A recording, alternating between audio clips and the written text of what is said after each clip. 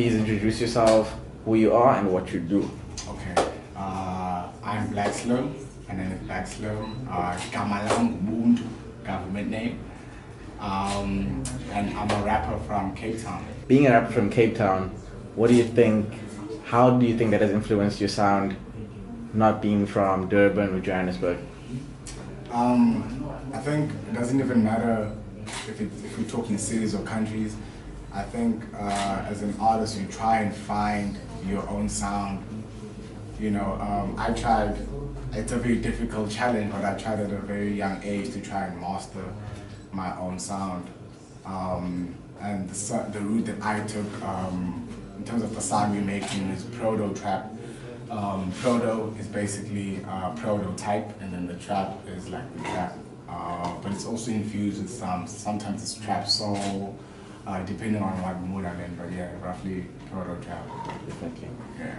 The first track that you dropped this year was titled Moto, and Yeah.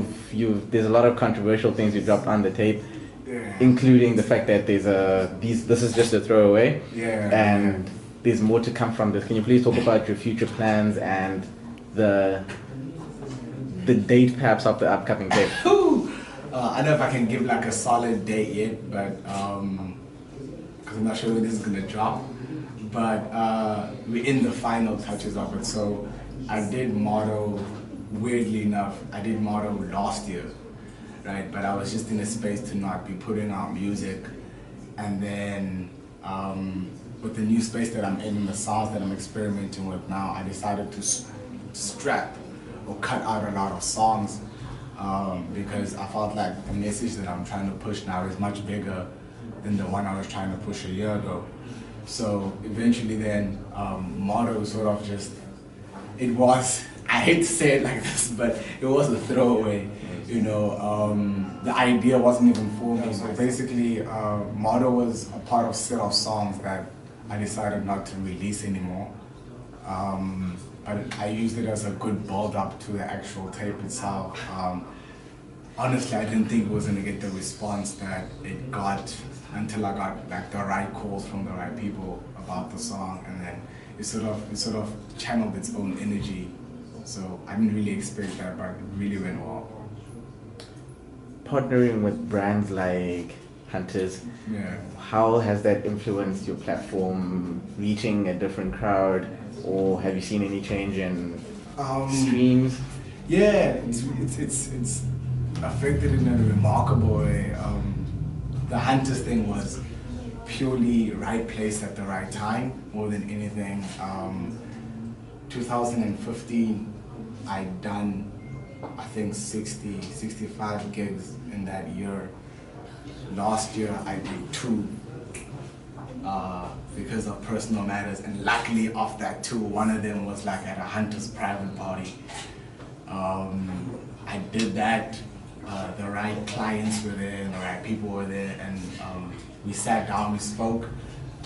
They really liked the sound and the energy behind the music that I was putting out, and they had told me how they are planning to branch Hunters into music, and we sat down, threw a couple ideas out, and it worked out well. I mean, to be labeled as an up-and-coming artist, and to be working with brands as big as Hunters, that's more than on a South African scale. You know what I mean? That's crossing out of borders. So that was really cool. Yeah. What do you think was the biggest challenge that you have faced so far as an up-and-coming artist, and how would you have overcome it, or how is it still kind of pressing on you? I think the biggest challenge right now is finding the right resources. I think in every avenue, whether you are a rapper, an R&B singer, whether you're a painter, whatever you are, you know what I mean? Whether you're a fashion designer, if you don't have the right resources, you can't really produce the best work that you can. So I think as one of the biggest struggles from a hip-hop artist perspective was finding the right engineers, the right people who make your sound come out the way exactly how you want it. So I think I'm at that level, I'm at that point right now where I'm able to do that, and I have the right resources and the right team and the right people around me to sort of navigate me in the right direction. Cool. Yeah. What do you think keeps you going on a daily basis? What is your main motivation? My main motivation is to always do better. It's always do better. I think the greatest part about music is that it's an emotion. Do you get what I mean? Like, the greatest songs are made based on emotion. You know, if you can relate to that song, you know, if you can relate to that emotion, and then that song will most likely to pop. I mean, from your deepest songs to your most commercial song, Bad and Bougie by Migos is an emotion. That Bad and Bougie is a certain emotion. So I think if you can create the right sound to match that emotion, that's a challenge for me every day. I try and write every day. I try and find a new emotion, a new connection to a sound, to a song, write it down, and you know, I never know if it's gonna be a hit or not, if it's gonna be for radio or not, but I just try and write as much as I can. Okay, cool. You mentioned Bad and Bougie. There's a very iconic verse on there by, is it Lil Uzi Vert? It's a qual. No, it's Lil Uzi Vert when he literally says, yeah, multiple times. What do you think about the rise of SoundCloud rappers opposed to traditional ways of putting out a tape, marketing it, and hopefully the wave will catch on? I think it's cool. I love it because now we don't have to be sitting outside radio stations every day trying to get our music there. You know what I mean? The days where radio finds you, the days where you go find radio, or you go to, those days are over. You know what I mean? The radio jumps on who's popping. You know what I mean? And for them to know who's popping, they gotta go on the internet.